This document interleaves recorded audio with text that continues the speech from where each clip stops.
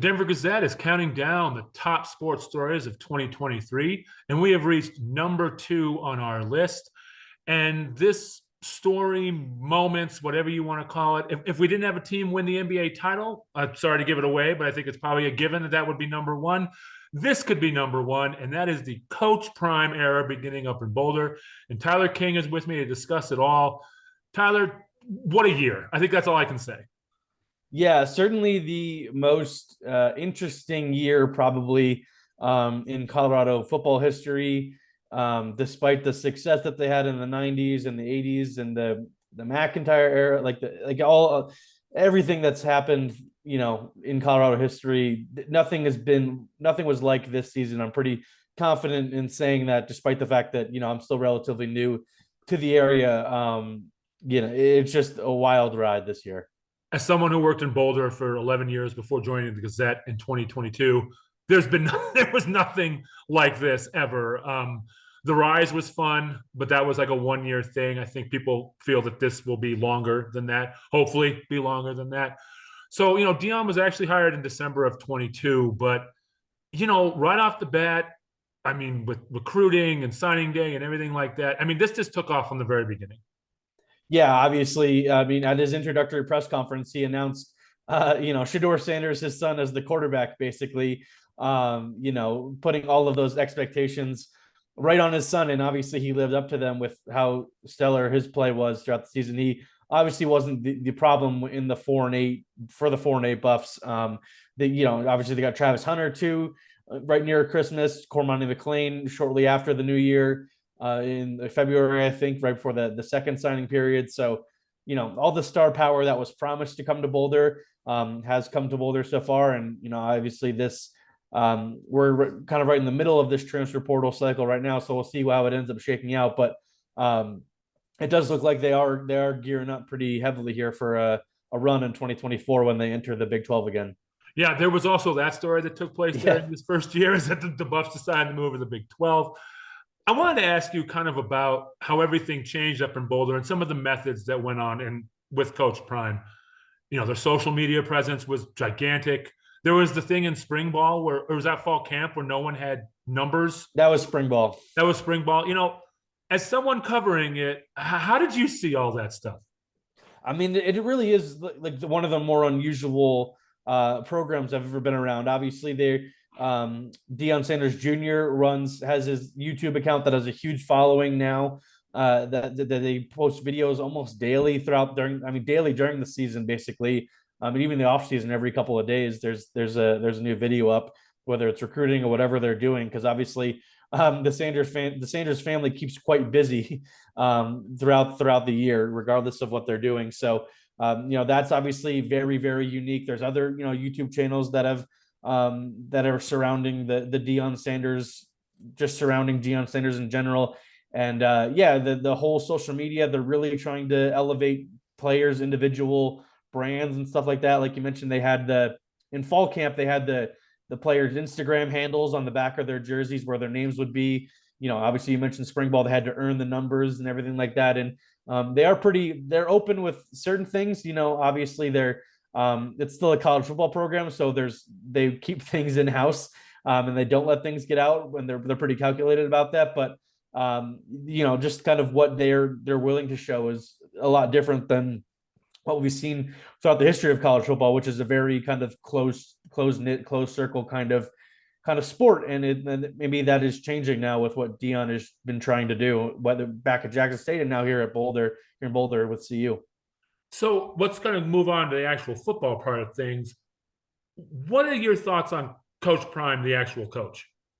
Yeah, I think he's a good delegator. I mean, he obviously understands what it means to be a college football coach. You're kind of like the CEO of a business. It's really it's different than being a head coach in the NFL, which is why I think he understands that he is more suited to college, because he is good at delegating certain things, and he's the face of the organization, which a head coach kind of is in the NFL, but oftentimes star players are more the face of the organization. But in college, it starts and ends with the head coach, and obviously Deion understands that, with everything he does, with how much exposure he has himself in terms of trying to build CU's brand up.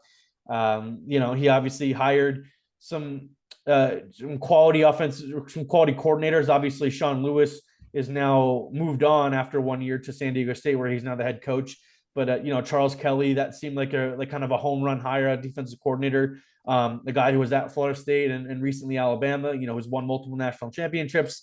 So, and he kind of turns the keys over to those guys, the coordinators, and his assistants in general. He's got recruiting people that he also works with, but also kind of lets them do their own thing. So, I think he knows when to step in at times and where his voice is needed, but also when to step back and let the people that he's hired do their jobs. Because, as college coaches, that can be the biggest maybe hurdle that they have to overcome, is not trying to do too much, because there can be too much to do if you try to do it all. As a college coach, there is a ton to do, and I think Deion does a good job of stepping back and doing just the right amount that is needed for him, for his program to succeed.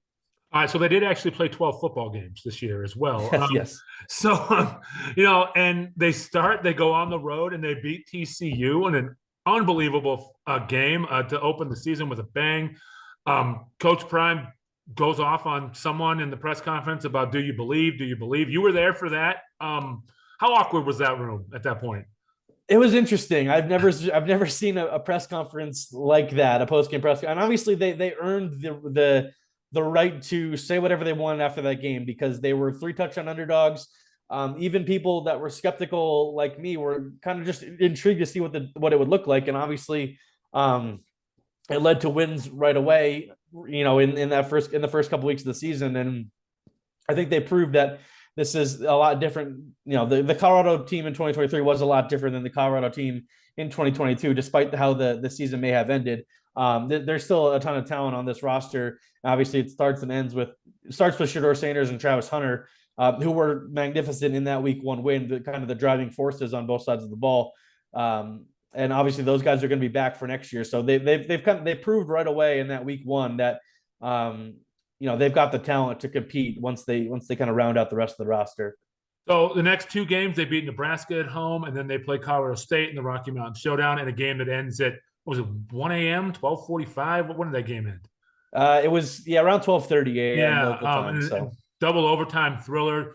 They're 3-0. They are the talk of the college football world. The Rock's in Boulder, Little Wayne's in Boulder. Like we've talked about, no one's ever seen anything like this, but it was just a spectacle after those first 3 weeks.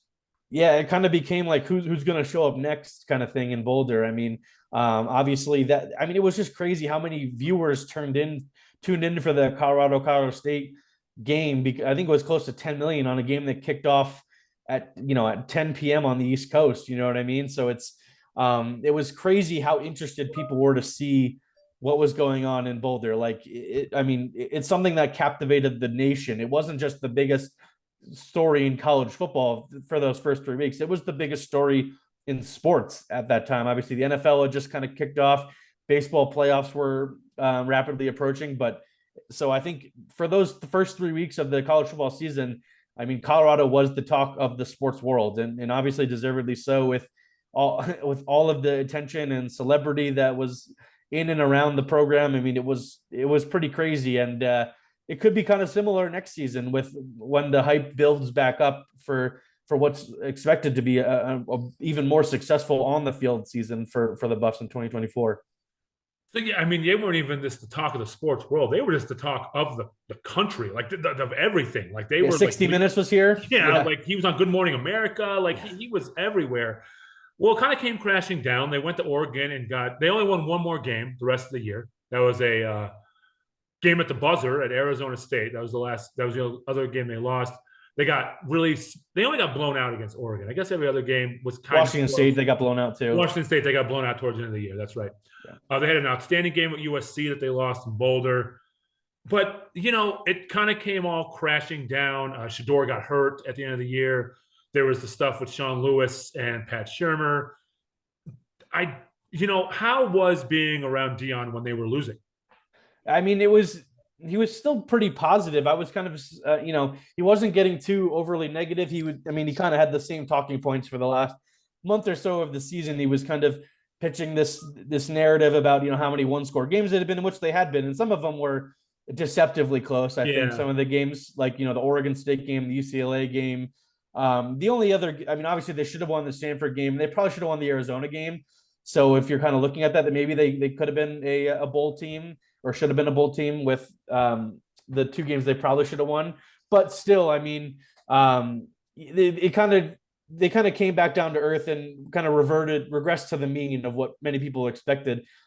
Chris, obviously, you and I picked 4-8 before the season, and we didn't think we'd be right, especially after the 3-0 start, but we ended up being right with our record predictions. And I mean, that's kind of how it feels like the CU team should have been. Obviously, that's still a massive improvement from 2022, when they were a 1-11 team who lost by about 30 points per game on average. So anything was a huge improvement, especially 4 wins. So in the rhetoric in the last month of the season was very geared towards, we know what we have here, we know what we need, and we're going to go get it. And then they've kind of done that so far already, and they'll probably continue that as the offseason moves on. Let's talk about the future just a little bit with this. Like we mentioned, they decided to go to the Big 12.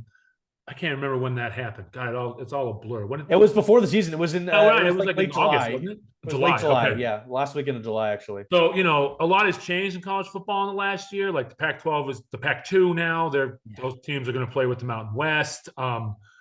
The Buffs, the Arizona schools, and Utah are headed to the Big 12. Oregon and Washington is headed to the Big 10. Okay.